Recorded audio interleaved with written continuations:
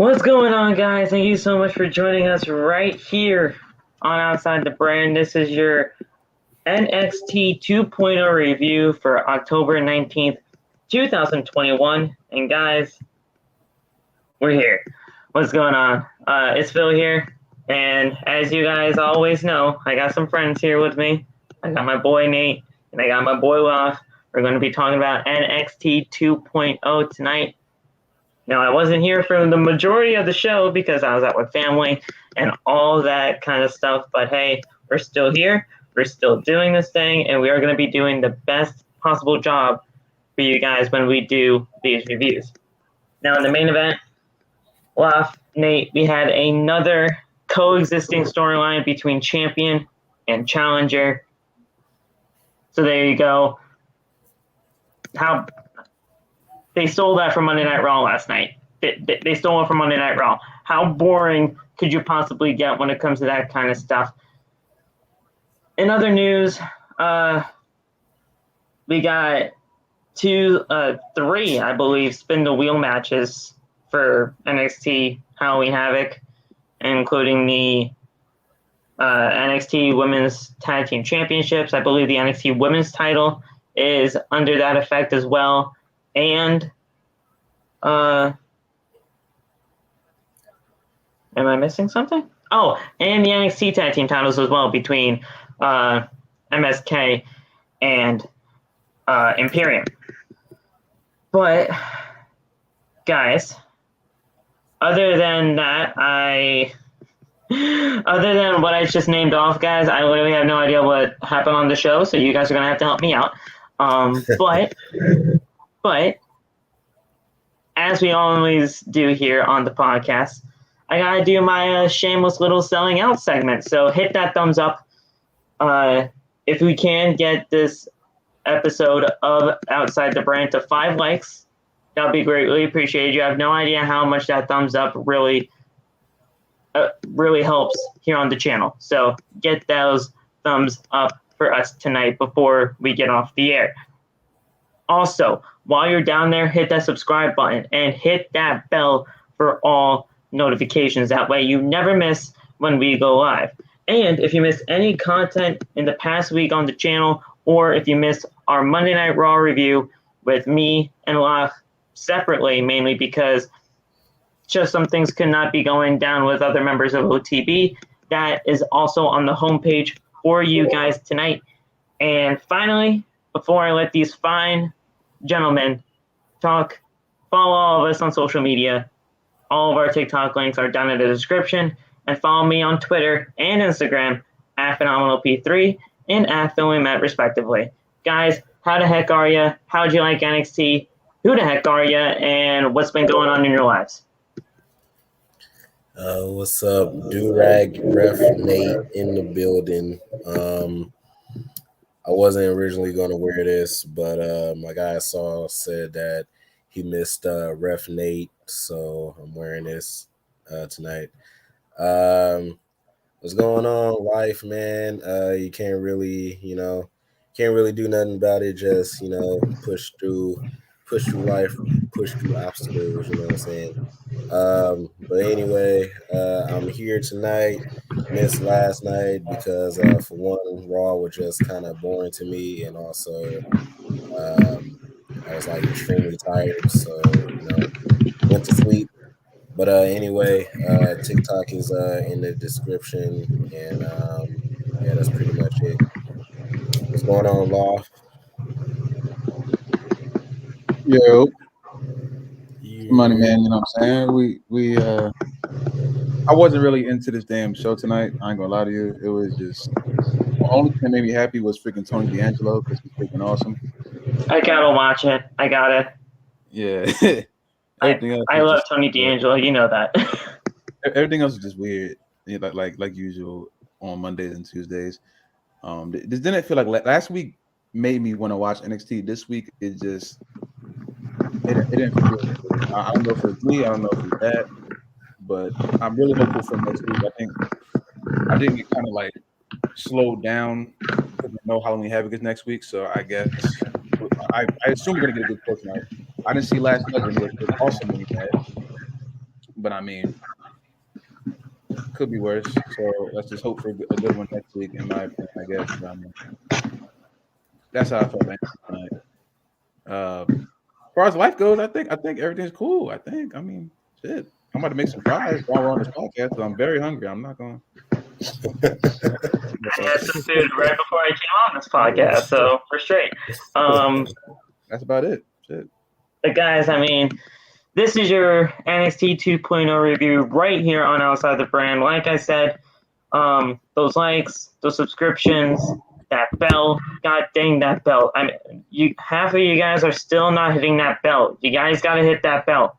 Once you hit that bell and you click all notifications, you'll get every single time when we go live. And you'll be right here joining us for every review and any other special episode that we got here. So you got to hit that bell.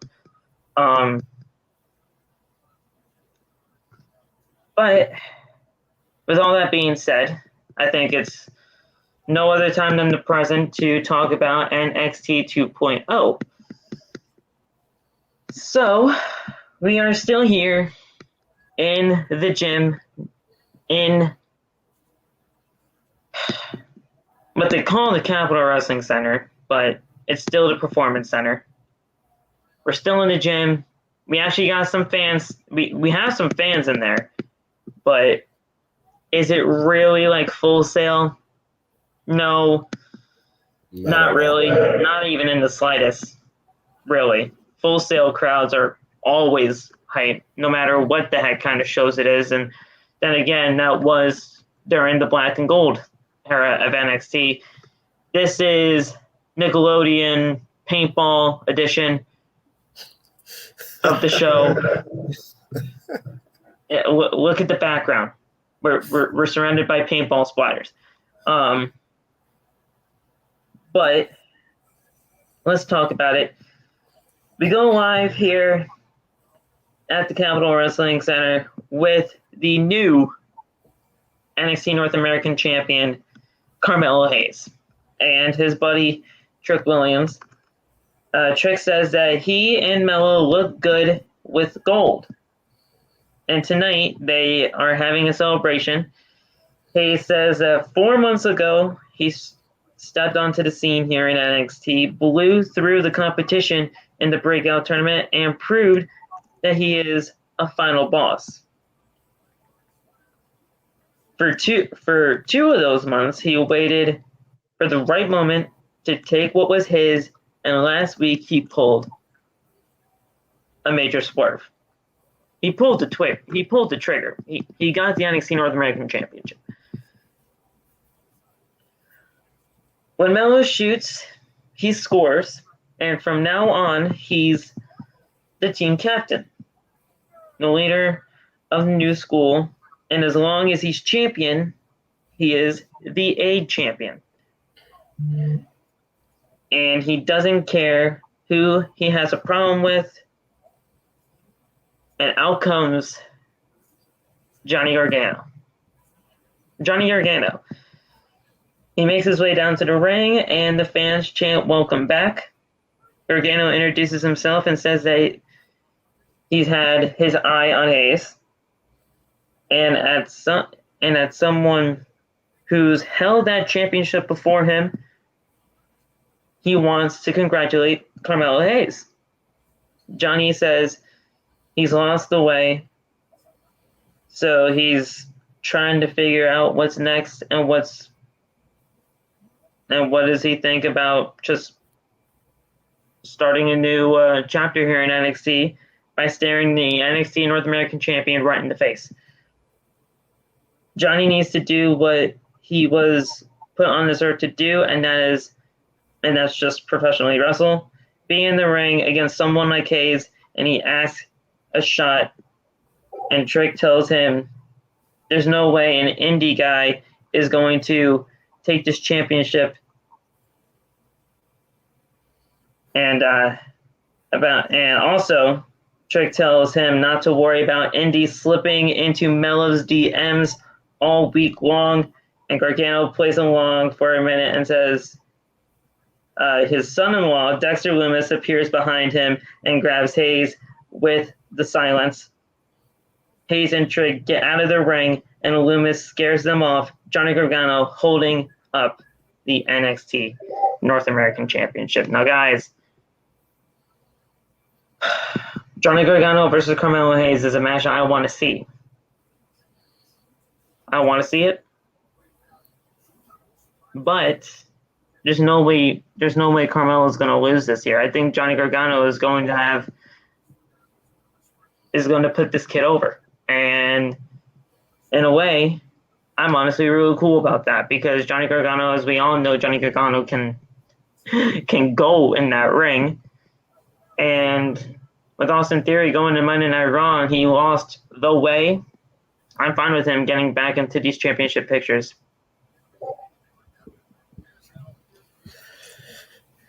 Yeah, so happy to see Gargano back. The only thing that really bothers me is that, like, Gargano is going to get a title shot, but we all know what's going on with Gargano's contract as well, where it's set to expire in January. So in December, actually. Oh, December, sorry. But yeah, so yeah, he'll be putting over Carmelo, which is great. And yeah, like putting over Carmelo is great.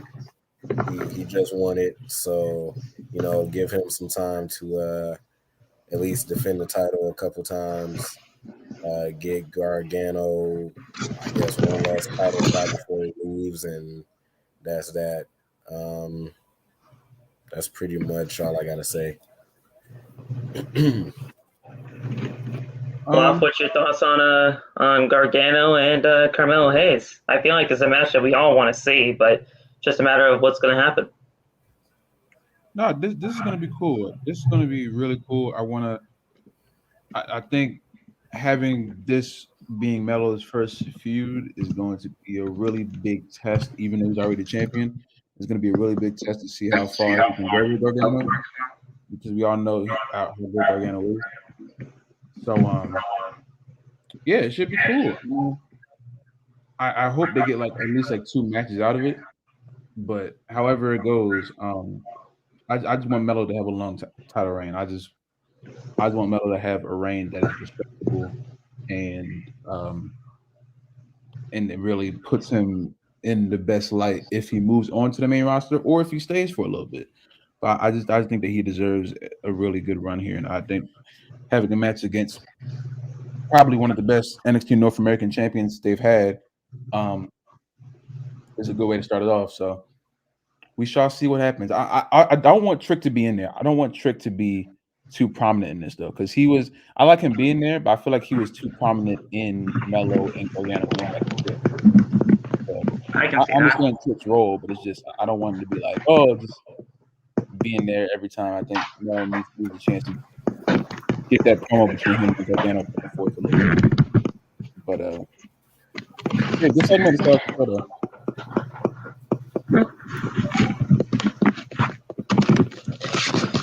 All right. Okay. So, yeah, guys, I think we all want to see Johnny Gargano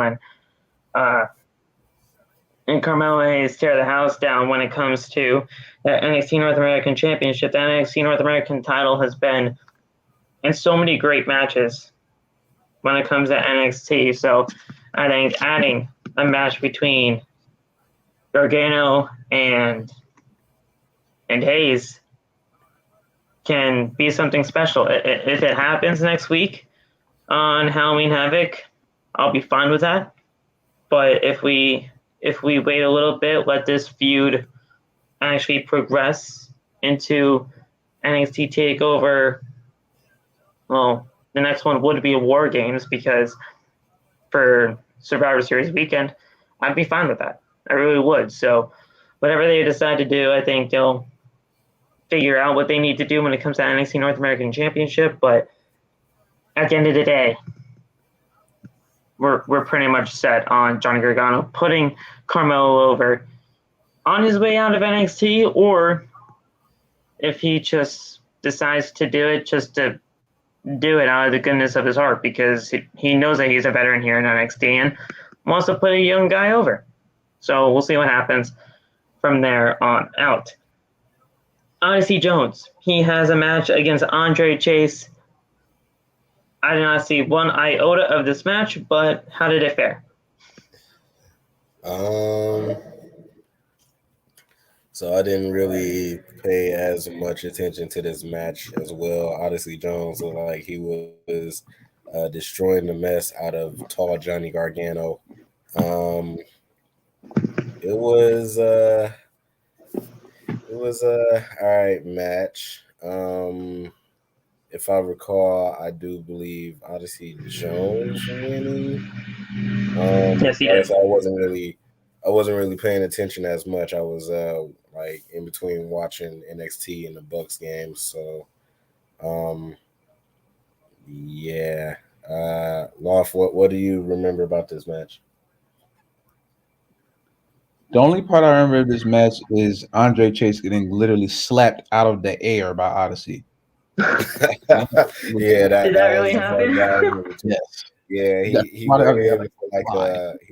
went in for like a shoulder tackle and got pushed out of the air. It looked insane. But that was hilarious. Yeah, I wish Odyssey was more prominent in the NXT Championship picture because I really do think that him being the runner up to the tournament deserves a lot more a lot of a higher ranking point on NXT at the moment. You know what I'm saying? Like it's not easy to get to the final round, and he didn't get squashed by Melo. Him and Melo had a competitive match, so. I think if Melo's the North American champion, then either we should put Odyssey in the contention for that, get him out of this freaking pointless Andre Chase feud, and maybe get him in a feud with either Melo or whoever wins at Halloween Havoc. I think that he needs to be in the championship picture before you mess him up because we all know when you have an explosive character like that, WWE finds a way to run them into the ground. So I just don't want him to get run into the ground. Look at Bear Claw. There's your good example right there. Bear Claw was great in NXT. Now he's known as Bear Claw. I'm trying not to give up on. It's looking scary. It's looking real spooky right now. Yeah, he took away his first name, man. Yeah. You're talking about Bearcat Lee. Bearcat, Bear Claw. Titus is cooking up some rare bear claws right now to feed the man. So who knows what's happening? Once he went to the main roster, I already knew that they were going to mess up his character, man. And indeed they did. And somehow it seemed like they made it worse. Hopefully something changes, but the way that is going, Odyssey has something though, man. I mean, the man is fantastic in that ring. Well, so is Keith Lee. So, hey Tramel, I like that idea. Winner gets their name back, their first name back. Big E would get Langston, and Keith Lee would actually get Keith back. So, point is, though, Odyssey Jones did pick up the win. He hits a rolling senton, followed by a standing frog splash for the 1-2-3. So, we all know Odyssey Jones can go. We all know Odyssey Jones is pretty much one of, I'll say it, he is one of Vince's projects. He found this guy. He said that, hey, this guy fits the criteria that I'm looking for, not these vanilla midget, small indie guys. This guy is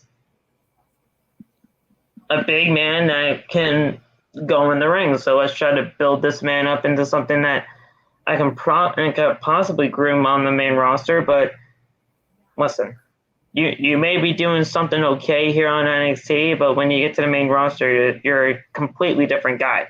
I don't know if Triple H still has some kind of pull here in this company or what, but as of right now, it's still Vince and Bruce under the helm of NXT still. So, and he's going to continue doing that until something else happens. So, we'll see what happens.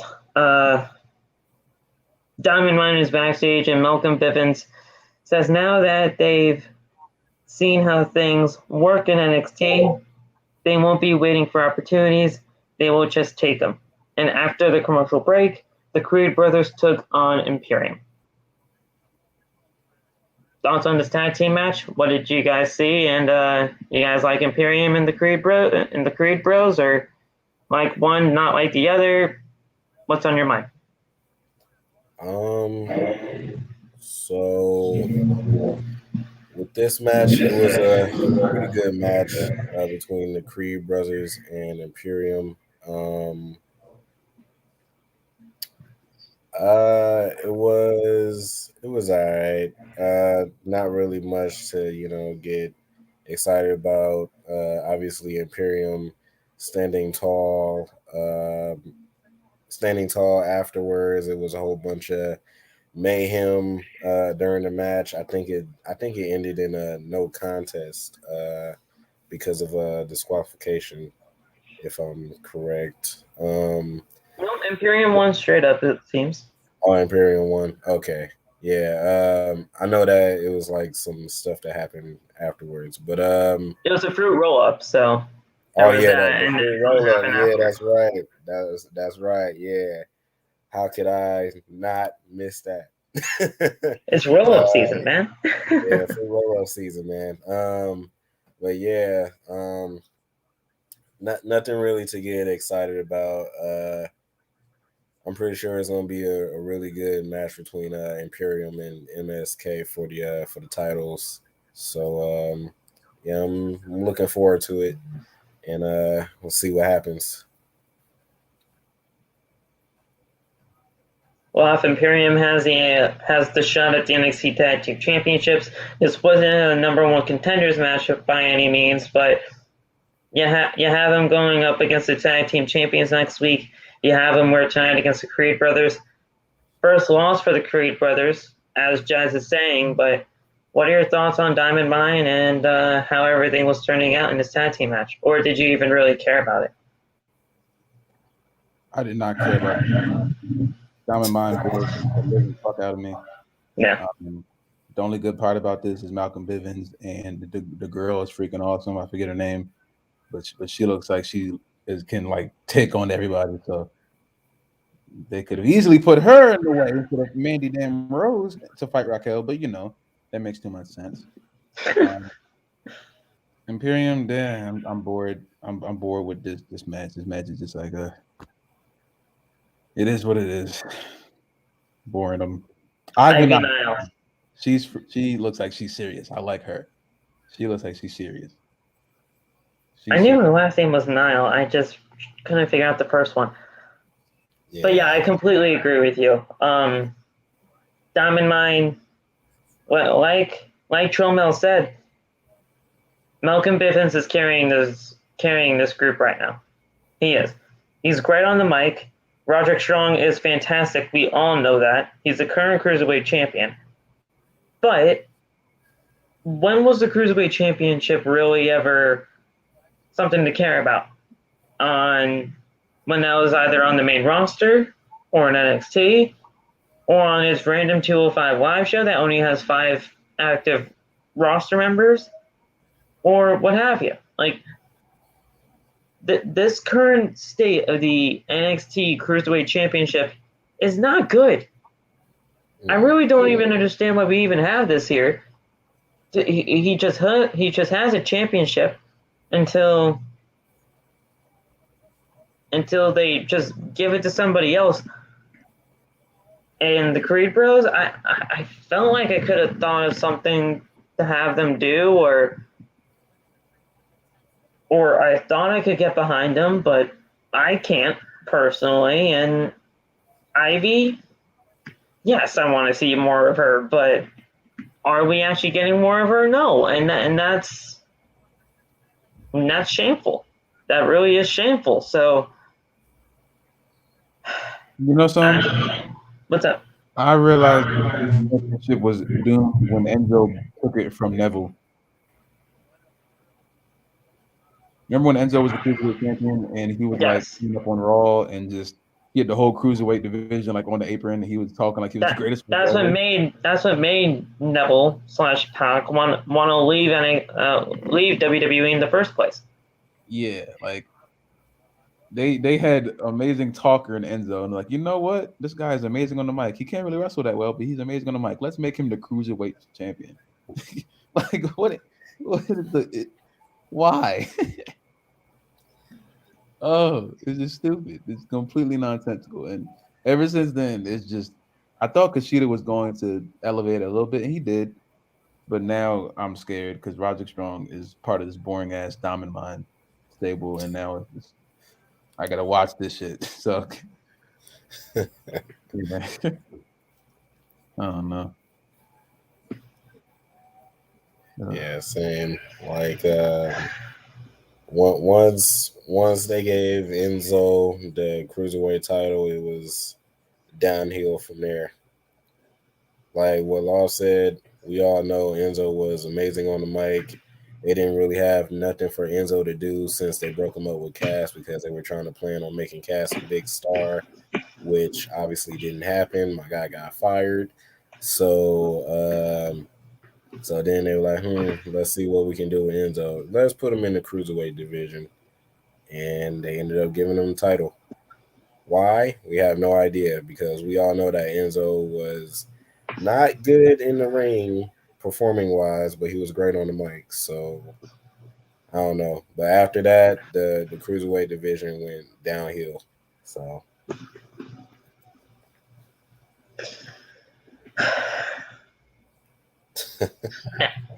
as much as everybody does not really like Imperium all that much, I know people that just really don't like Imperium, and I'm not talking about you. I'm talking about other friends that I have here in the wrestling community.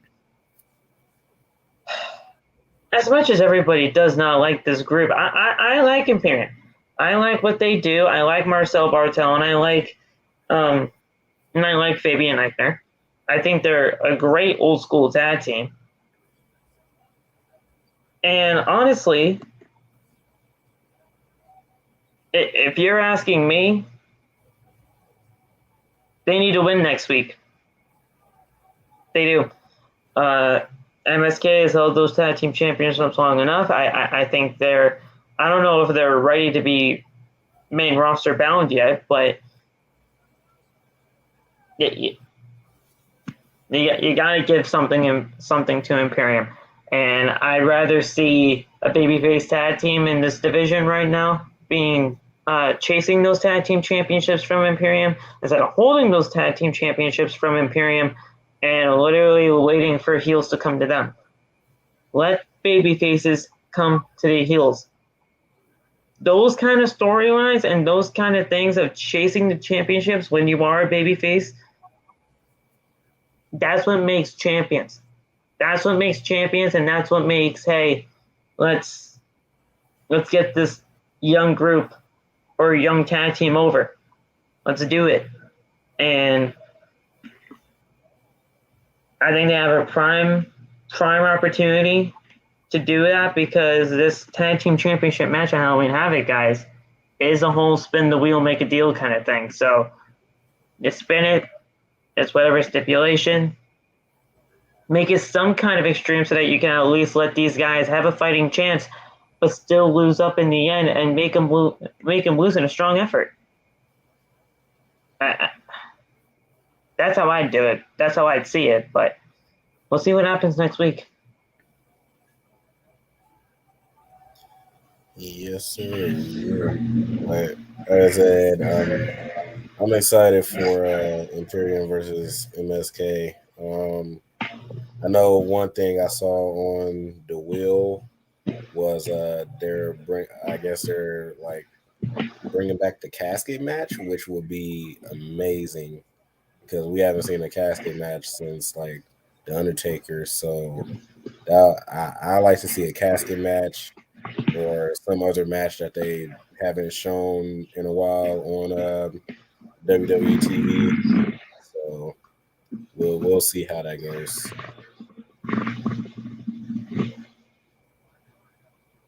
Well, thoughts on that whole NXT Tag Team Championship situation? It is a spin the wheel match. I just want to know why they're getting booed all of a sudden. They are. I'm sorry, you kind of broke. You kind of broke up in the audio. What were you saying? You hear me now? Yeah. I just wanted to know why MSK is getting booed all of a sudden. Oh. Yeah, I got no idea. I didn't even know they were really getting booed. What happened? They came out later on tonight. I think. Was it later on tonight? I think. I forget. I feel like it was like mid show, but they came out and they were getting booed and the crowd was chanting like boring and shit like that. It's been happening for like the past 3 weeks, and I'm scared that they're about to just make them drop the titles just for that. But I don't know why the crowd turned on them so fast. So I don't know. I mean, I figure Imperium's gonna win the championships eventually, but I feel like they're about to push it a little bit faster because MSK is not getting the reception they just were getting about a month ago, and I don't know what they did to switch so fast. So kind of weird. Kind of weird. I don't know. So Kyle O'Reilly hanging out with the man that I have as my little name tag right there. VWO, the Von Wagner World Order. The man is here. What the fuck is a Von Wagner, Nate? What the fuck is a Von Wagner? I have no idea. I still don't know what the fuck a Von Wagner is. The best wrestling name in the industry. Wow, do you know what the fuck a Von Wagner is? I've never known what a Von Wagner is. I can't even say it. I don't know. Listen. I don't know what it is. The Von Wagner World Order is standing strong, people. So he's talking to Von, and they go for a hike together and take turns carrying a log up a mountain. Okay, squatting with it and chopping trees. They drink beers by the fire, and O'Reilly says, "You're a little out there, but if they can get on the same page, they'll cause a lot of damage." Okay, so they're just hanging out, having a good old time together. My point stands. Okay.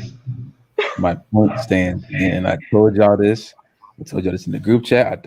I'm pretty sure I said it here.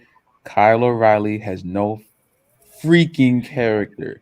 So the only way to get him over is to keep putting him in freaking tag teams and hoping that the other guy can give the man some personality. The guy can wrestle, but damn, he has no personality. He has no character. So the only thing they can do is put him in stables and tag teams, and it's going to end up ruining him because they refuse to give him a character or anything to cling on to besides the fact that he can wrestle. We know he can wrestle. Half the freaking roster can wrestle. Make something that captivates the audience. And if it's not Undisputed Era or whatever the hell him and Wag are going to do, climbing trees and shit, I don't know what we do now with him because he's going to go somewhere else and he's going to be great because they're going to give him a character. You gave Adam Cole somewhat of a character. Roderick Strong, you gave him a stable, so go. And Bobby Fish is in AEW. So you're left with Kyle O'Reilly. Do something. Please, because this tag team shit, it could work, I guess. I mean, they're in the woods, cool, I guess. I don't know how they're gonna do that, but I'm not feeling it. I'm not feeling it.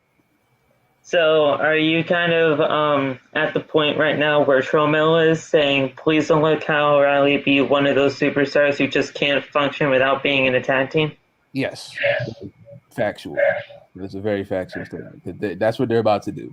They're about to do that because as long as the tag team goes, as soon as Von breaks them up or Kyle breaks them up, back to obscurity for Kyle O'Reilly. As good of a wrestler he is, he has no damn character alone. So he's just always in a stable or a tag team, and it's bad.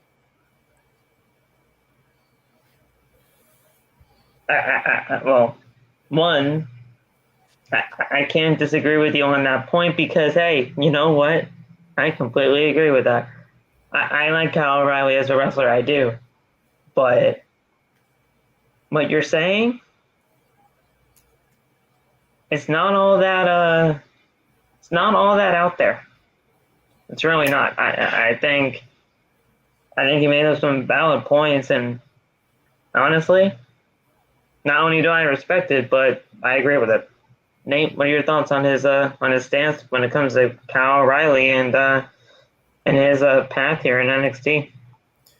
I feel the exact same way. Like Kyle O'Reilly won't get over unless he's in a tag team or some type of faction.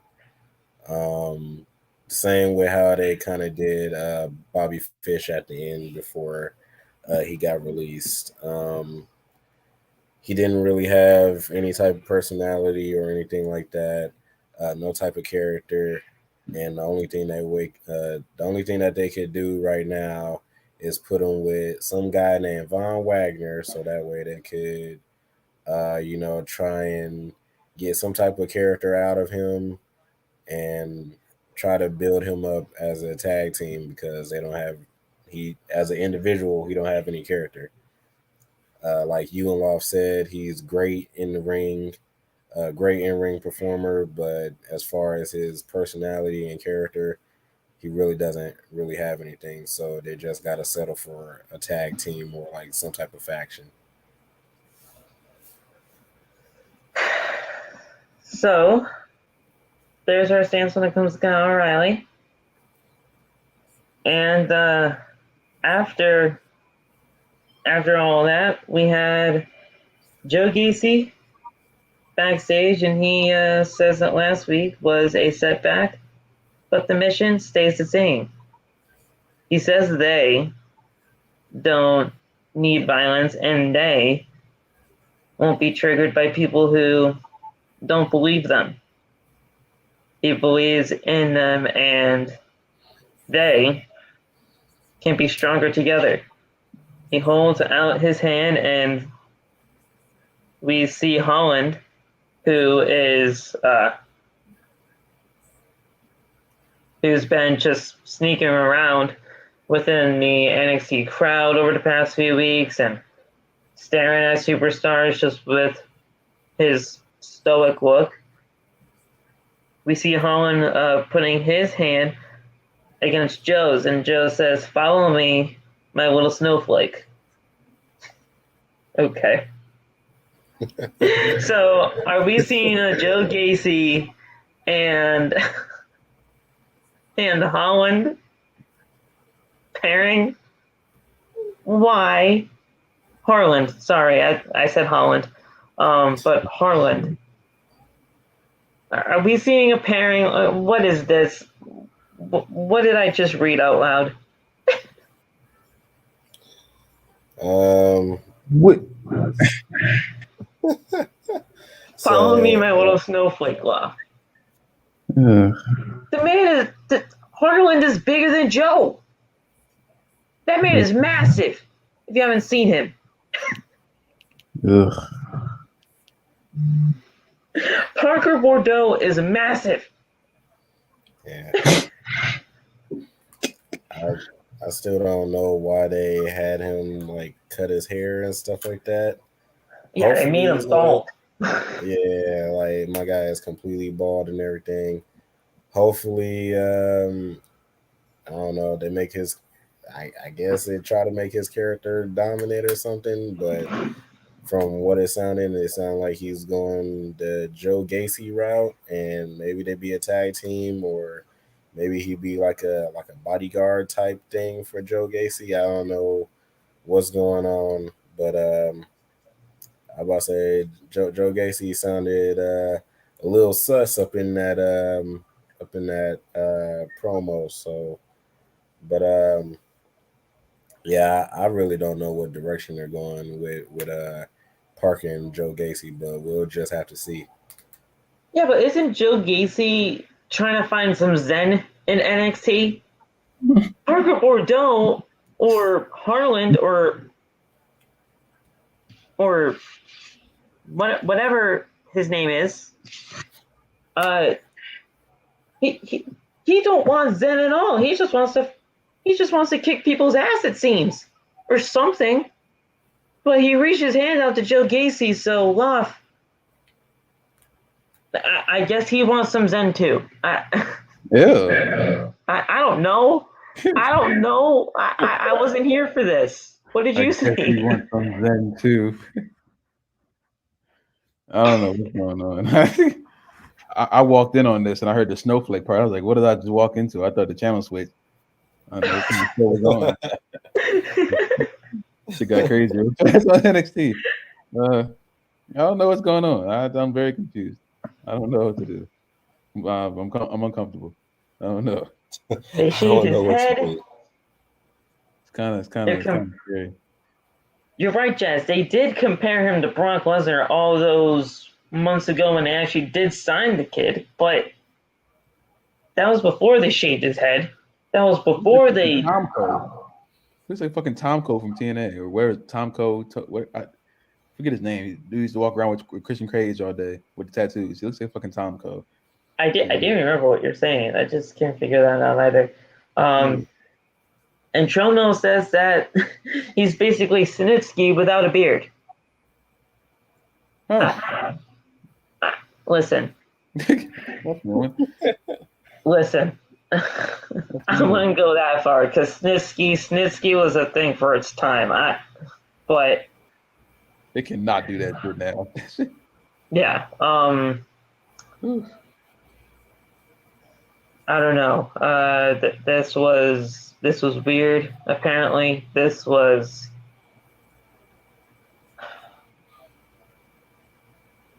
I don't know what. It was so weird. I don't know. Legado del Fantasma is in the ring. Santos Escobar calls Carmelo a lucky son of a bitch. He says that Hayes was lucky last week, but his luck has vanished. He hands the microphone to Elektra Lopez, and she says that she will set a record straight, but before she can, Cora Jade's skateboards to the ring. It's Cora Jade versus Elektra Lopez with Legado del Fantasma in her corner. Woo! You guys, from what I can tell, this match was like maybe not even 5 minutes. Who knows? Maybe even less than that. Very short. I wanted to hear Elektra Lopez set the record straight. Cause I love when she sets the record straight. But I was very angry that this match wasn't as long as a respectable match should be. Damn near. I don't know. I like Cora Jade. She's like a mix of like Lita and Paige and a little bit of AJ. Kind of. She's cool. 3 minutes, okay. She's just I don't know. I think she deserves more than just this match, and I know for a fact Elektra Lopez deserves much more in this match. Another person that should be in the ring with Raquel instead of Mandy Rose, but I'll be here all night telling you people that should be there. But yes, Legado is probably my favorite feud in the damn company at this point. They look like the only serious stable in this damn company. They look like they're about to like actually get some stuff done, all of them. So I mean, I don't know. This match wasn't. It could have been better. It could have been better. I'll say that. Yep. Same as Loft said. Match was kind of short. I like Cora Jade. Elektra Lopez, she did her thing.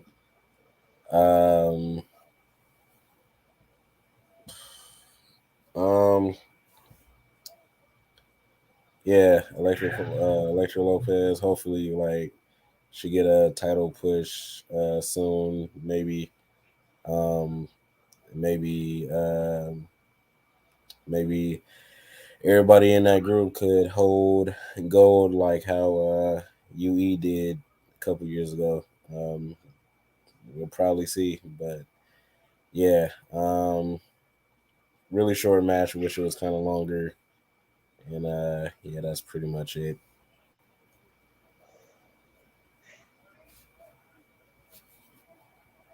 We all like Elektra Lopez here.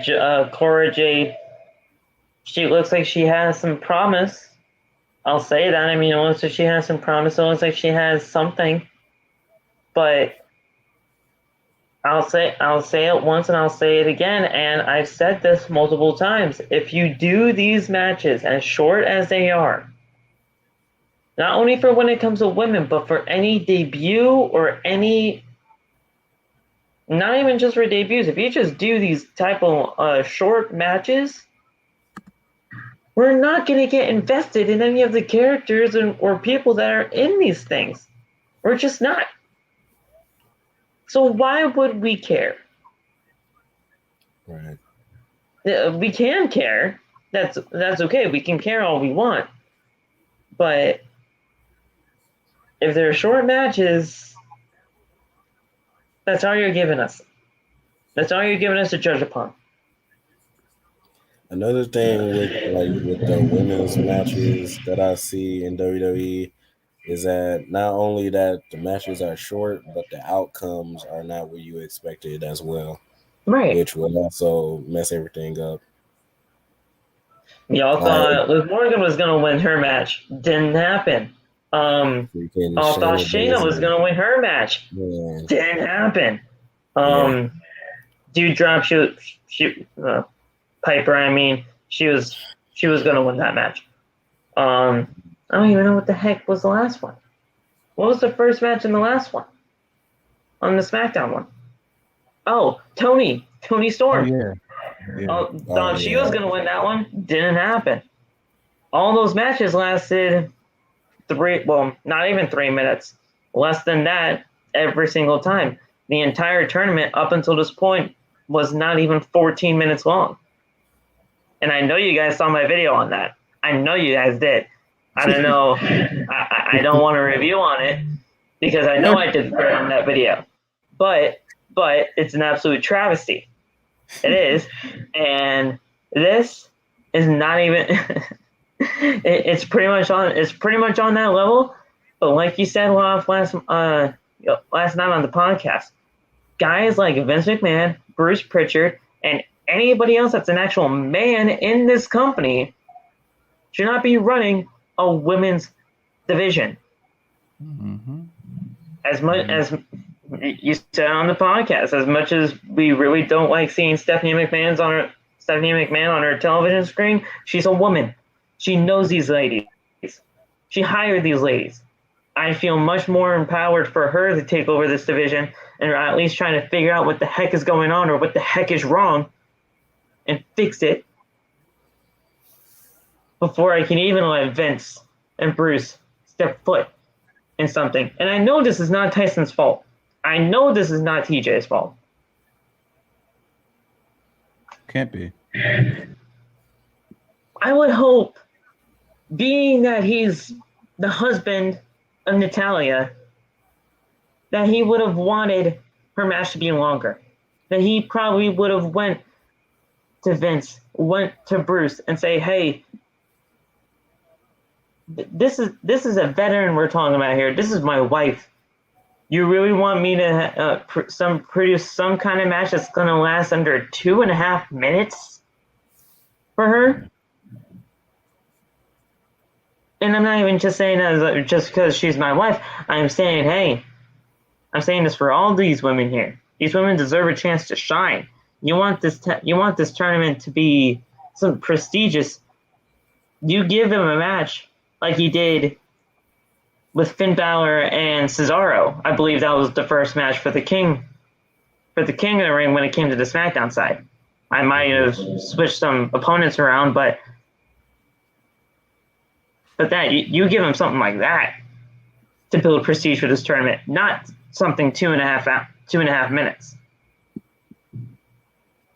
And apparently, from what Jazz is saying, this match was less than 3. So pretty much the exact same length that we've had for all these women's Queen's Crown, Queen of the Ring type matches for the tournament. It's sad. It really is. It's sad.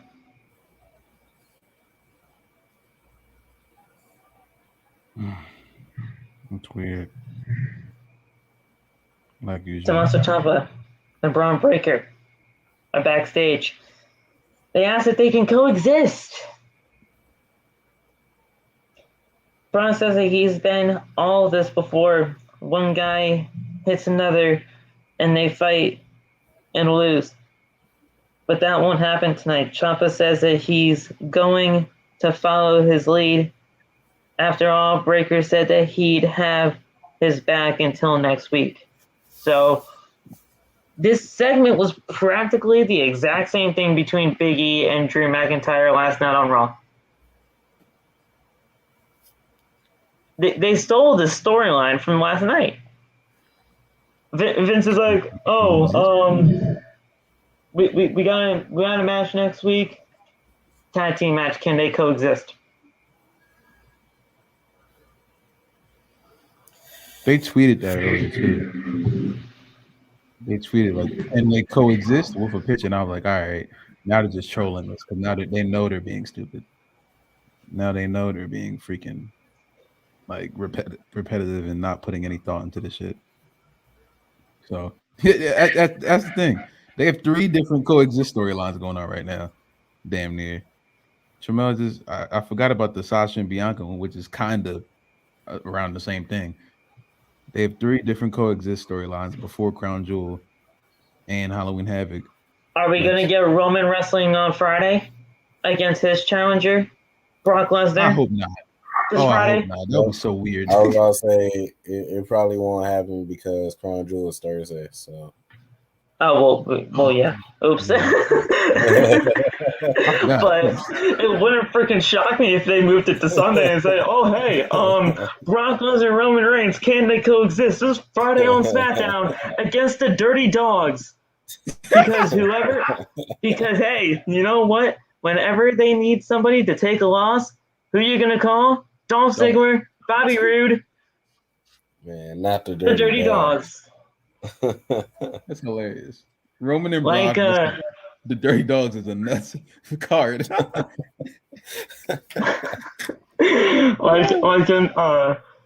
Like JD said, I wish I had a key on my keyboard to say to do the Ghostbusters theme, because who you gonna call? The Dirty Dogs for a loss.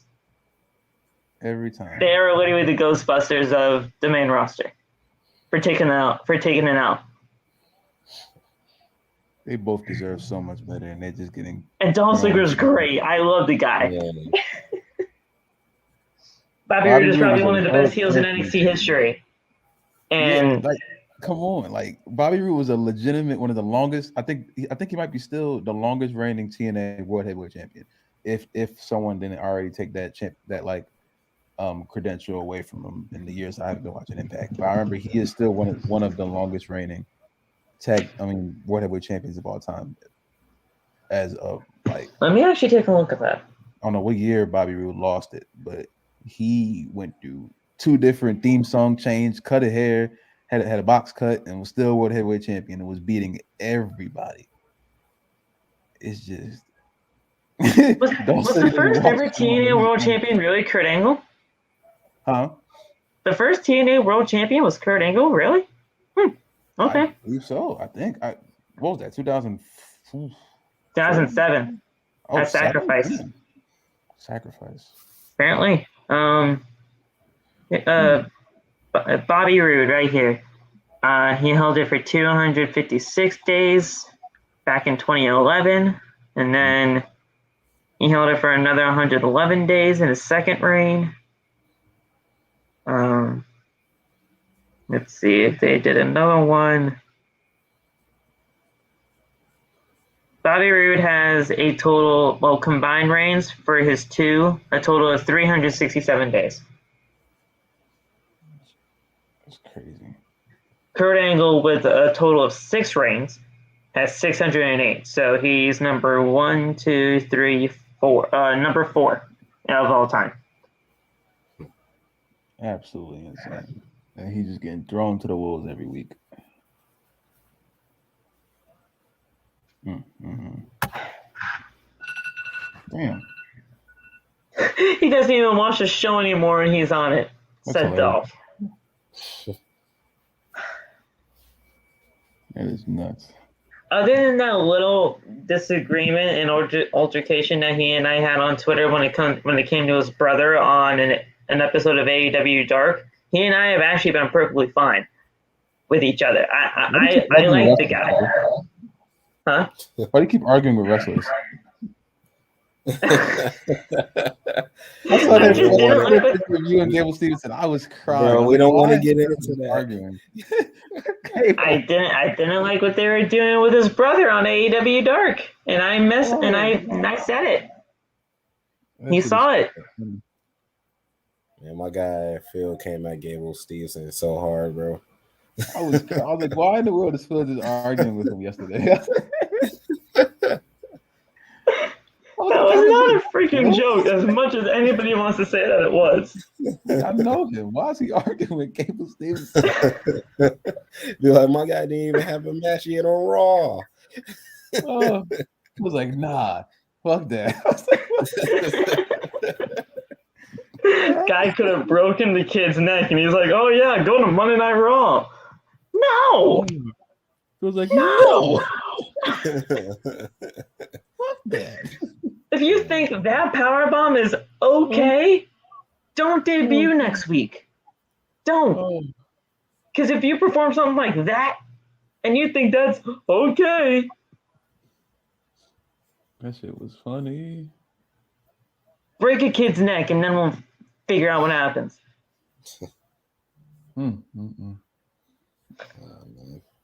Io Shirai versus Jacy Jane versus Persia Pirotta. Winner spins the wheel for their respective team for the stipulation when it comes to Halloween Havoc next week. Apparently, from what I heard, the match was very good. Io Shirai is probably one of the best wrestlers in that company right now when it comes to the women. Persia, I really haven't seen much of her, so I really can't say anything on her. And Jacy Jane, she looks okay, from what I hear. Thoughts on this triple threat? Okay, all right. So the main point of that match, Jacy Jane tried to hit a suicide dive. Did someone die? Bro, she completely okay, so she died. And landed, yeah, she completely botched it and landed directly on her head and neck area and was out for the rest of the match. Okay, so she practically died. All right, I'm gonna have to look that up. So it was just Io and the other one, I forgot her name. Pirotta. Persia. Yeah, Pirotta. So it was just Io and Pirotta 1-on-1 for the rest of the match. And the rest of the match was pretty good. Io obviously winning with her moonsault off the top rope. But yeah, that botch was crazy. Like it was before a commercial break too. Like she did the suicide dive, got caught in the ropes, landed on like her head and neck area. Then after the commercial break, they was like, all right, well, she's out for the rest of the match. So it's a 1-on-1 match between Io and Pirotta. Winner gets the stipulation. I'm like, yeah, she died.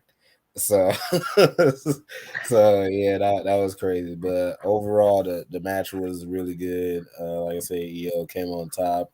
And now we know that the match for next week is a ladder match. So yes. Yeah, so happy to hear that, and I can't wait to see that ladder match. It sounds like it's gonna be dope. Will that team of Jacy Jane and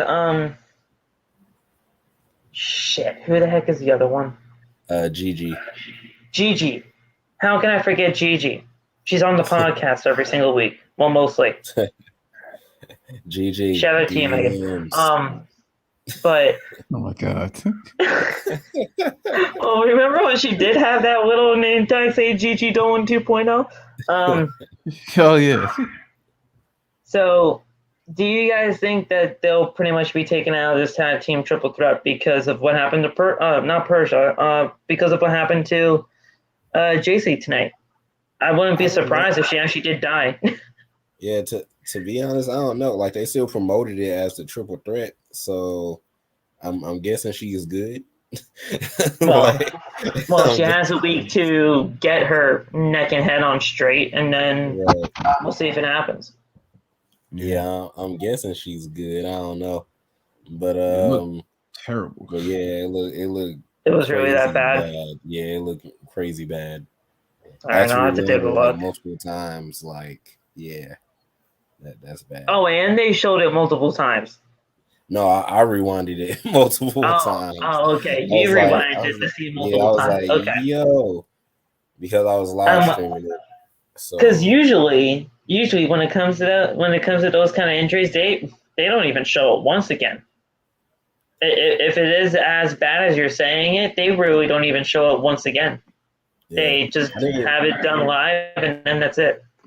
Yeah, I didn't even notice that they took her. Like I said, I didn't even notice that they took her out until after the commercial because they were doing like the picture-in-picture thing. They probably. They did during the picture-in-picture thing, but I wasn't even paying attention. And then after the commercial went off, they said that it was a one-on-one match, and I was like, "Wow, okay." So hopefully she's okay though. I mean, Jazz is right. I mean, they did do the whole promotion of Sasha and Belair at SummerSlam, and then look what happened. So yeah, that's true. We'll see.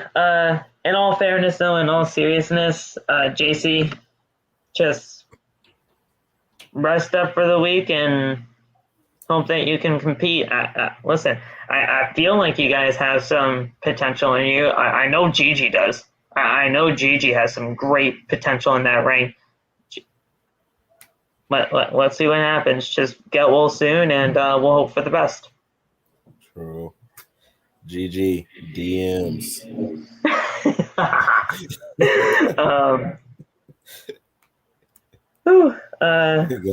Go ahead, Lof. Yeah. What's your thoughts on it? I just want to make sure she's okay because that spot was ridiculous. But I want Io Shirai on the main roster, but I don't because I don't want her to get absolutely destroyed. I want her to come on SmackDown so we can have some actual new faces as far as the SmackDown Women's Championship goes. So if anything has to do with her dropping the championships, the tag team championships, and hopefully splitting from what's her name? What's her name? Damn. What one? Io Shirai's partner, Zoe Stark. Oh, Zoe Stark. Yeah. Zoe Stark. Hopefully if they lose and Zoe like flips out on her, Io flips out on her, we can move on from that. Move on from that and then put Io on the main roster. SmackDown. If anything, I would want Zoe to turn on Io because Io as this random heel / hey, I just don't like you kind of character does not fit me. If you give Zoe a heel turn and you actually, I don't know, construct a character with her because she has no character too, you can do something because honestly, Zoe has no character. You give her a heel turn, you actually make her mean something, get Io to the main roster, you'll be fine. Yeah. Because Zoe needs more time in NXT. She's not coming up with Io. She's not. Oh, yeah, and if they ever did do that, you guys know I'd be ripping WWE to shreds on that. But Io needs to turn back to a babyface because her being a heel, it's done and over with now. She has nothing left to prove as a heel. So, cameras cut backstage as we see Legado and Fantasma just kicking the crap out of Cora Jade's boyfriend Trey Baxter. So they're just killing this guy backstage. Jade is being shouted at by Elektra Lopez, and she doesn't look remotely concerned about her boyfriend. Josh Briggs and Brooks Jensen run up and fight them off until officials separate them. So, there you go. They cut the cameras of as soon as they looked at the cameras and they saw him getting beat up against the gate, against the wall thing. That shit was so funny. I was so confused. It was so loud. I think cutting was like, boom, boom. I was like, what the fuck is going on? And Lecter's like, you don't ever talk to my. I love the freaking stable. I don't know what's going on, but they're like so freaking cool. The shooting of that was just hilarious to me. You got. I'm gonna sing a video. You have to watch how they shot that. Like, as soon as they cut it, he's getting slammed against the gate. I was like, what the fuck is going on? There's no lead up to it. He just cuts and he's getting slammed against the gate. And Elektra's screaming. Did they literally just jump the guy backstage? Yeah, but it was like in the middle of the jumping. Like it was, they cut. Like the jumping was almost over, and all four of them just kicking the shit out of him. I'm like, what the fuck's going on? I was so confused. Shit was funny. That was so much chaos. I love it. Oh shit! I gotta find. After a commercial break, Jiro surprises Kushida in the bathroom. Yeah. He didn't watch his hands. Kushida didn't watch his hands. Yeah, my guy was taking a piss and this dude just creeped up on him. Okay. The last 2 hours, last like 45 minutes of the show is just weird promos and matches. He walks in there, hi. I was like, he didn't wash his hands. He's just sitting there talking and screaming.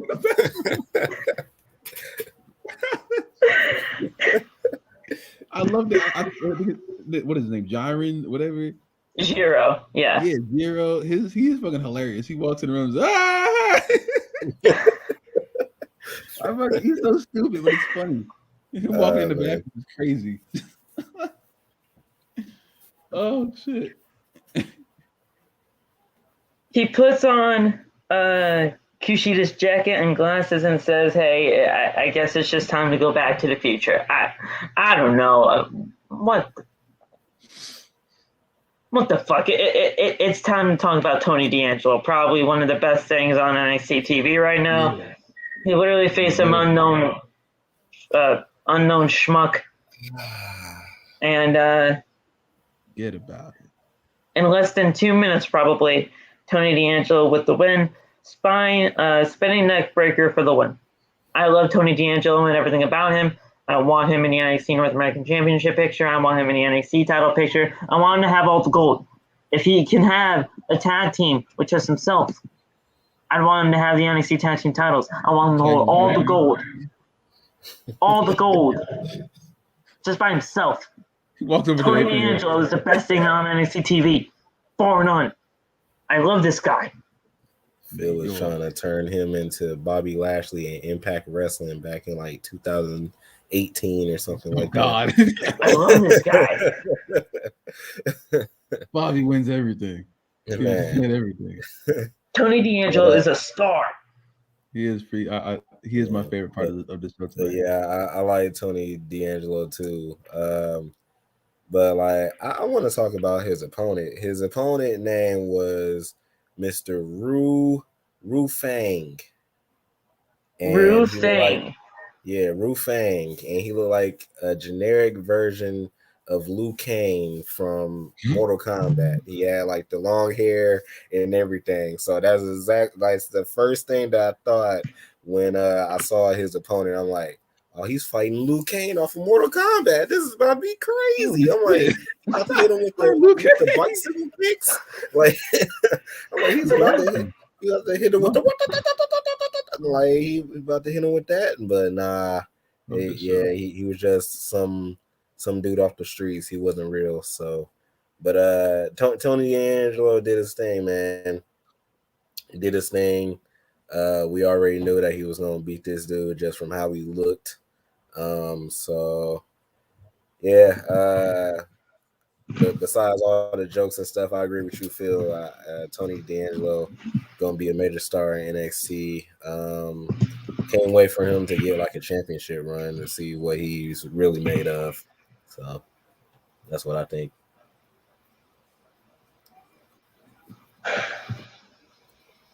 Well, tell me how much you like this kid, because I know everybody likes him. If you don't like Tony D'Angelo, I don't know what you're watching. Nah, he's freaking awesome. I love everything about this guy. The freaking interview at the end with the girl is freaking awesome. He's great. He's very. Oh yeah, who was that commentator, bro? She was fine. I don't know. She was fine. I don't know who it was. I mean, who is that? I was like, who is this? I'm like, oh, who is this? But yeah. I bet on Wild's Live he popped up as soon as she appeared on the screen. I thought it was JoJo. I was like, what the fuck? JoJo. For a split, I was like, tell him JoJo. This shit was crazy, everybody's whenever JoJo was on the screen, man, everybody was literally saying in the crowd, "Tell him JoJo," and then she did her ring announcing and all that kind of stuff, and it was a fun time. JoJo and Bray Wyatt, they're still going strong, man. So congratulations to the both of them. That's what's up. But as Love said, he was in an interview. And he was asked about the disappearance of Mark, the producer of Lashing Out, and with Last Legend. He says that he knows nothing about it, and if the interviewer is a snitch, and he hands her some money and tells her to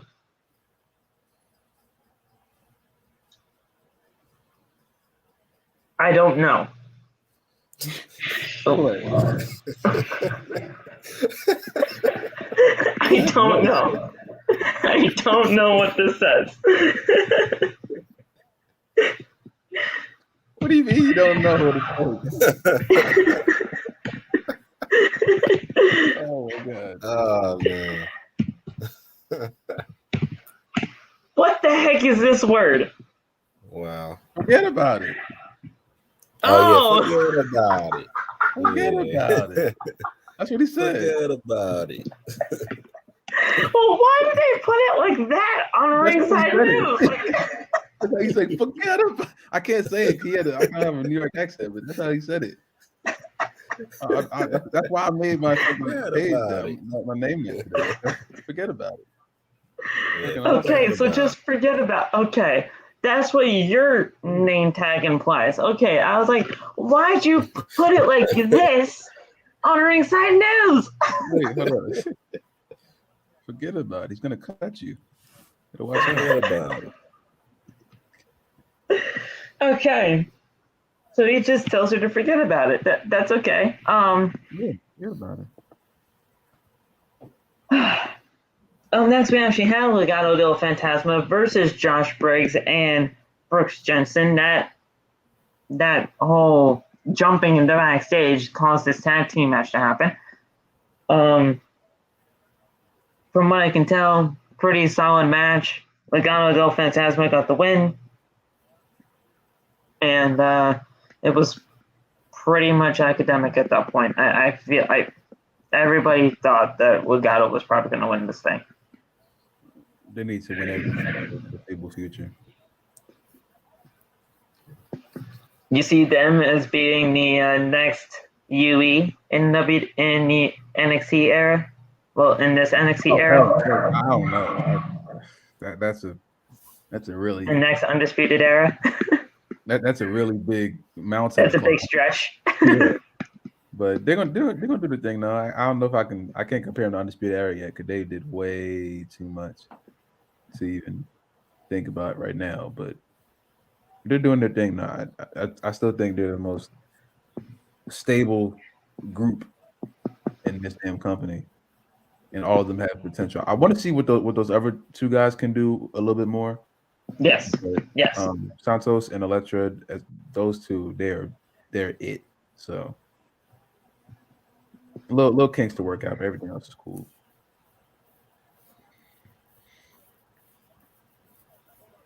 Um, yeah, same. Legado del Fantasma. I definitely don't see them being as, being as good or as close to Undisputed Era. Bro, why my guy LeBron looks so bald, man? My bad, I'm watching the game. But like he just got hit in the face and he's laying down and like his head just looked completely bald at the top. But anyway, I don't see them being as close to Undisputed Era at all, as far as like, career wise and NXT championship wise, anything like that. They could probably be close. They could probably all wear gold at the same time. But like Loft said, I need to see what the other two guys can do too as well, as far as tag team wrestling, because they really haven't showed me as much yet. So just trying to see what's popping with them. So I'm telling you right now, Joaquin Wilde and Raul Mendoza, those two are the other two members that you're actually talking about. They're fucking fantastic as a tag team. So when they actually give them a chance and actually give them a chance to shine in a tag team match in this tag team division, you guys won't be disappointed whatsoever. They're perfectly great together. So I want it too. So hopefully we'll get that very soon. All right. We will see. And finally, we get a video package from Mandy Rose, and when she talks about how incredible she looks and why she didn't get a title shot before now. She says that it wasn't until Toxic Attraction that she decided to take what she deserves. Raquel Gonzalez then says Mandy talks a big game, but she's more concerned about how her looks are being portrayed rather than being championship material. And then after a commercial break, Trick Williams and Carmelo Hayes are in the locker room just trying to figure out where Dexter put his championship, because he does not have the NXT North American Championship. Apparently, Dexter Lumis, while Johnny was holding the championship up high in the first segment, they took it from him. They took it, and now he's trying to find it.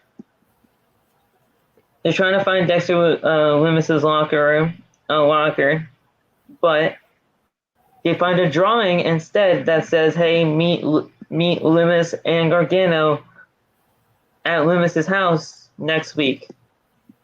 So we'll see what happens. We'll probably get some kind of haunted house, kind of cinematic vignette kind of thing for Halloween Havoc. Considering it's Halloween Havoc, you gotta have some kind of spooky house type gimmick. So we'll see what happens. Spooky house. Yeah, when I first heard this, I was kind of thinking of the House of Horrors match with Bray Wyatt and Randy Orton. I wouldn't mind seeing another cinematic match. I wouldn't mind seeing that, but we all know WWE is like their product hasn't been up to par lately. So, the cinematic matches were always great, even when the whole pandemic era was taken into effect. So yeah, I'd be perfectly okay with it. Whether it was going to be for the title, who knows? Yeah, I'll be okay with that too. Yeah, really not much to say. Like I said, I thought about the House of Horrors match. Maybe it would be something like that, and yeah, that's pretty much it. Thanks a lot, Mo. Yeah, thanks. I love this shirt He just came back home from work, from duty. Well, what's your thoughts on this haunted house match at at Halloween Havoc, possibly? I just Or realized just Loft changed them his going tag.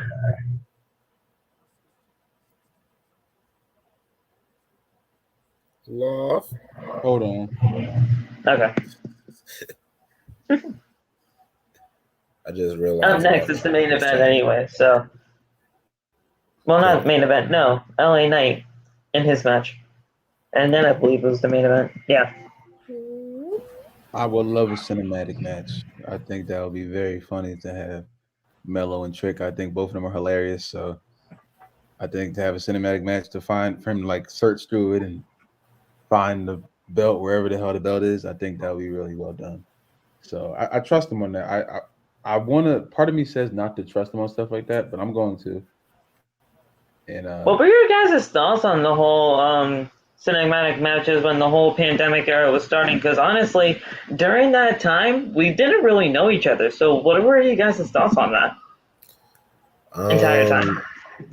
The cinematic matches during the pandemic era, the WrestleMania ones with Undertaker and AJ, and then John Cena and Bray Wyatt. I like both of those matches, to be honest. The Undertaker and AJ one was really good to me. A great way for Undertaker to officially retire. And then the John Cena and Bray Wyatt one, it had its twists and turns. It was kind of weird at first, but then like once like the ending was weird for me because they didn't really have a referee. So, and then also the same with the Undertaker one, they didn't really have a referee. But like both of those cinematic matches was really good. Like I'll be happy to see more cinematic matches, like in the future if they ever decide to do them. I was about to say also another cinematic match. I don't even think it was really a cinematic match as much, but the Adam Cole and Velveteen Dream cinematic match at Takeover. I believe it was Takeover in Your House. That was at the backwalk brawl, yeah. Yeah, And that Takeover in one Your was House. pretty good. Yeah, that one was pretty good as well. So We also had this one fight between Bray and Braun, I believe. Oh yeah, right, yeah. And then Firefly Inferno match. Yeah. So one final beat between Gargano and Ciampa. That was also a really good one. Oh yeah, right. We've seen some great stuff. Even Dexter Lumis was in another one when he did the Haunted House of Terror with with Cameron Grimes. Yeah. Like I said, all some great stuff. Yeah, all of them been like some great cinematic matches. Like I said, I'll be happy to see more of those in the future. Yeah, that's it. Last thoughts on those cinematic matches, because like I said, we really didn't know each other, so I couldn't get your thoughts on them until now. I think he's gone. He said BRB. Oh. Oops. I'll get his thoughts on that later.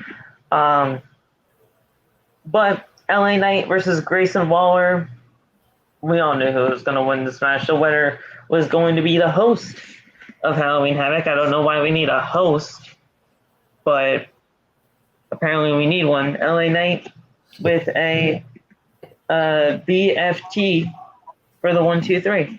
Boom, done. LA Knight is your winner. Yep, LA Knight, winner and host of Halloween Havoc. To me, there's only one host of Halloween Havoc, and that's freaking Shotzi Blackheart, bro. Shotzi Blackheart was the best host of Halloween Havoc, even though this is only like their second one, I believe. But Shotzi Blackheart did an amazing job last year. They should have called her up again this year, since she's not really being used on the main roster as much right now. Yeah. But hey, we'll see what LA Knight would do as the host. It'll probably be like some type of like comedy aspect up in there too, because I think LA Knight is like kind of have like kind of like a little comedic in his character as well. So we'll see what happens. I mean, I really don't see why we need a host. Yeah, to begin really with, to be honest. I mean, when it came to Shotzi, that was one thing, mainly because of, well, I mean, look at her. Her entire gimmick was Halloween at the time, and Right. it still technically is. She's just riding on Tank now. So,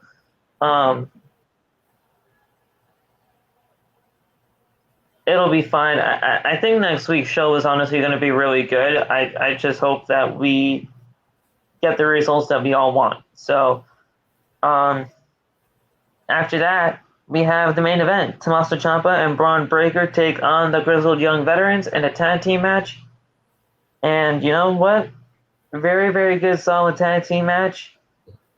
Tommaso and Braun Breaker did pick up the win, but it was after the match that what we really cared about in the end here.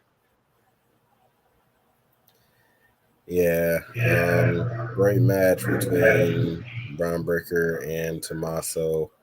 I guess they could coexist as a team, barely. But yeah, they got that the win. Slap he did to tag himself in Yeah, was freaking insane. Slapped the mess out of my guy's chest. I'm like, yo. I think he got some of his chin there too. I mean, he's just like, yeah, he got like something like it was like his chin, his neck, and like his chest. Yeah, I do that. Yeah, I don't know. He said, "Wow, get him! You go get him!" I'm like, "Oh wow, okay." And then when Braun, he got off the apron, clotheslined. I believe it was James Drake that was going to go after him, and he was going to like tag in, but he was already down on the apron taking care of the other guy. And he's like, "Where the hell were you? Where were you?" And then that's when he slapped the guy to get him in there to do whatever he needed to do. But bro, he was taking care of the other guy. But Breaker hits a military press into a power slam for the win. And as soon as the match ends, Ciampa goes and gets his NXT Championship. As Breaker poses in the ring, Ciampa walks up the ramp holding Goldie really close to the chest. And in the ring, Breaker is like, oh yeah, you hold on to that thing tight. You hold on to it because I'm coming for it. And Ciampa walks back up the ramp, but then turns around, comes back down to the ring, and they just have a face-to-face stare down to end the show. All three of us think that Breaker's winning that title. We'll see what happens.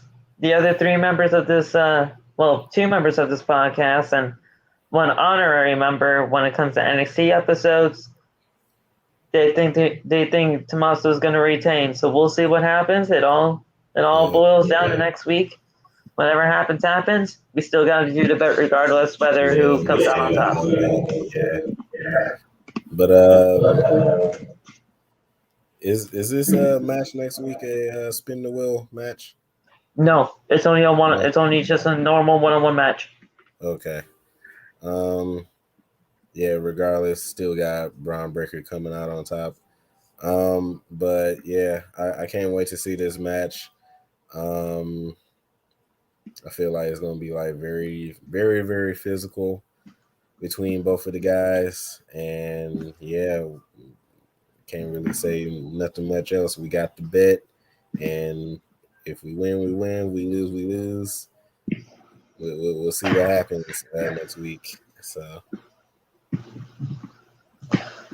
guys, that's it. That's it for your NXT 2.0 review for October 19th, 2021. We will run down this Halloween Havoc card because honestly, you know what? Halloween Havoc's next week, and normally we would do these predictions when it comes to, hey, you know, at an NXT takeover, but this is NXT take. This is practically an NXT takeover on TV on Tuesday. So let's just run down the card and give our predictions now. We all know the Braun Breaker Tommaso Ciampa match. All of us are picking Braun Breaker to win that NXT title. Raquel Gonzalez versus Mandy Rose. I'm pretty sure we're all picking Raquel Gonzalez here. Right? I mean, yeah. I mean, yeah. I was actually going to talk about him during this part, Jess. Actually, no, might as well just say it now. Sikoa, Solo Sikoa is making his in-ring debut next week on Halloween Havoc. I think this is the Usos' brother, if I'm not mistaken. Yeah, it's just in a different package. Yep. So we'll see. We'll see what he's got. I mean, he's brothers of the Usos, so I don't think he's going to be a scrub. So we'll see what happens.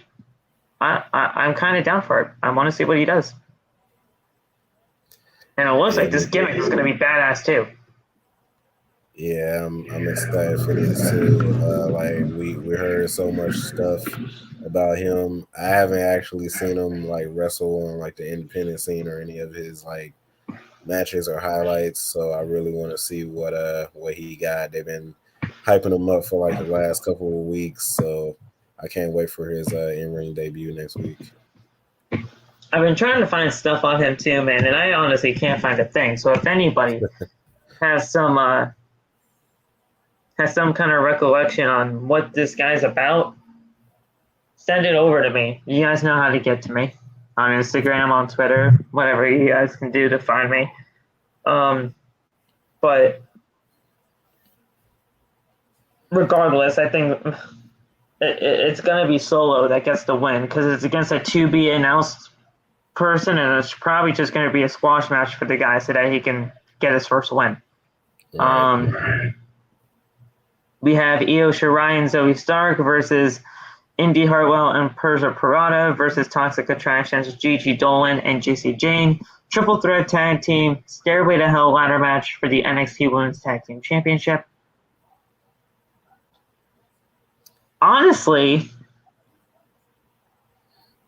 I wouldn't mind seeing Toxic Attraction get those belts. I mean, I think it's time for Io and Zoe to just get those titles off of them so that we can probably see a split between them. Yeah, I was thinking the same. I wouldn't mind seeing Toxic Attraction win. That's if they're still in the match, because we saw what happened to Jacy Jane in the match between Io and why did I keep blanking on her name? Gigi Dolan and Jacy Jane. Yeah. So if they're still in the match, I got Toxic Attraction winning. If they're not in the match, then I gotta go with Io and Zoe Stark retaining. Yeah. Because Io has more experience in like ladder matches and stuff like that. Yeah, if they're not in the match, the champions are retaining. If they are, I would not mind seeing Toxic Attraction get those belts when it is all said and done. And then finally, sorry, you guys saw my hand there a little bit. MSK versus Imperium. You guys already know my prediction. I want Imperium to get those tag team titles. I think it's time. Same. Imperium should win the titles. MSK had a nice long run with the tag team titles, and I think it's time for them to drop them. So Imperium over MSK. All right. I mean, that's it, guys. That's all we have for you guys tonight. Woff, are you here, my brother? Hello. Okay. We kind of finished it off tonight, but LA Knight versus Grayson Waller. Winner got to be the host of NXT Halloween Havoc. LA Knight won that thing easily. Yeah. What are your thoughts on having him as a host of Halloween Havoc? I don't know why we need a host to begin with. I don't care. I don't. It was a pointless match. They could have just announced him to be the damn host. Yeah. I wouldn't have. Pointless. And then the tag team main event, Tommaso and Breaker. It was a very good tag team match, but it was what happened afterwards that really mattered here. With him quitting championship and hey, you want for that title. So hold on to that thing tight. I feel like Ciampa is about to lose. It just feels weird. I feel like Ciampa's about to go in there and get Like I said earlier, when you were away, we all think that Tommaso's losing that thing. So we'll see what happens. And we got that bet that culminates next week. Oh yeah, between the rest of the guys.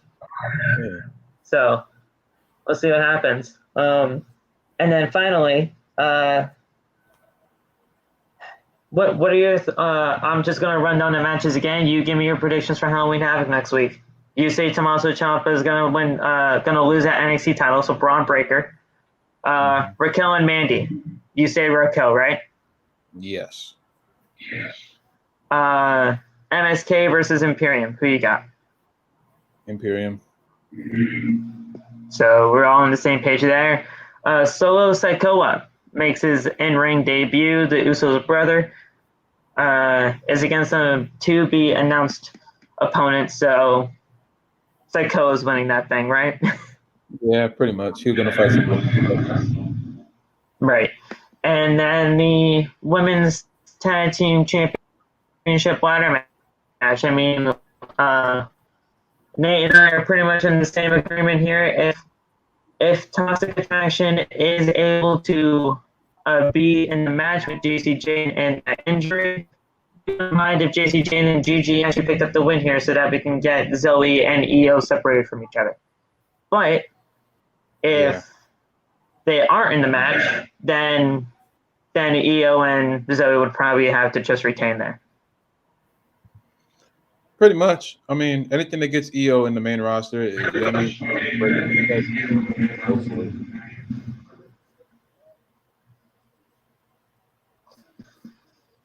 All right, so we're pretty much all in the same agreement. We all had the same picks, so so we'll see what happens.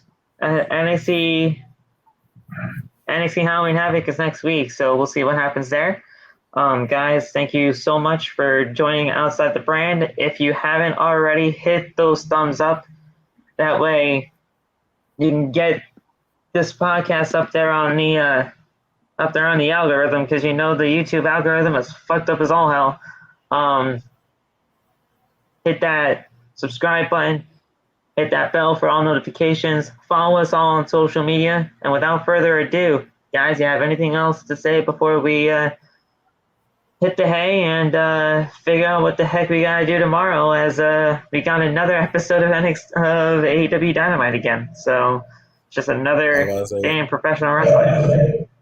Like, isn't it on Saturday? Oh, all right. So yeah, nope, nothing. I guess. Well, then I guess we don't have a podcast tomorrow. We don't have a podcast tomorrow. Then I guess. Hey, if I may make a suggestion. Since there's no AEW tomorrow and it's pretty much a free day, should we do predictions for Crown Jewel tomorrow? That's perfect. We'll do it then. All right, cool. Just a suggestion, you know what I'm saying? That's perfect, because usually we would have done it on today, but not everybody's going to be available on Thursday. So tomorrow, I think, would be perfect. All right, I'll be there. Yeah, I'll be down. Yeah. We'll let her run down with the guys and girl in the group chat. So we'll figure that out. So stay tuned for the predictions tomorrow, I guess. Yep. Ooh. All right. Yeah, you already know your boy Durag Ref Nate tonight. The Lakers just lost to Golden State, so that is a good sign. A good sign. Okay, good. Okay. Yeah, that's a good sign. That's a good sign because I'm not a LeBron fan. nor a Laker fan. Also, a Loft, I found the commentator girl that was interviewing. What? Yeah, her name is Samantha Irvin on Twitter and Instagram. Nice. Where's my cellular device? What the fuck? Where is it? Where is my cellular device? How do you spell Twitter? T. So Samantha Irvin DMs. Ain't no Dude way. said, "Where is my cellular device?" So yes. Oh, Samantha Irvin. Yeah. Well, look, She I'll was so probably beautiful. call in NXT and she'll be there. So Samantha Irvin, if you want to slide in the DMs, my DMs are open. Anyway, you already know your boy Nate the Great. TikTok down below in the description. Nate the Coleman 6. Also, if you go to my link tree in there, you get access to, I mean not access, but you can follow my Instagram and my Twitter. Follow my TikTok. We almost at 4K. I think I'm at 39 something. So we almost at 4K now on TikTok. And yeah, subscribe to this podcast, man, if y'all haven't already, and hit that bell, man, so that way y'all know when we go live. Hit that like button as well. That's all I got. There you go. Yeah. Easy when selling out for us. That's awesome. Go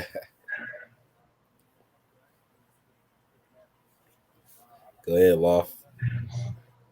Hey, weird episode of NXT. The first half was weird. The second half was hilarious. I mean, it is what it is.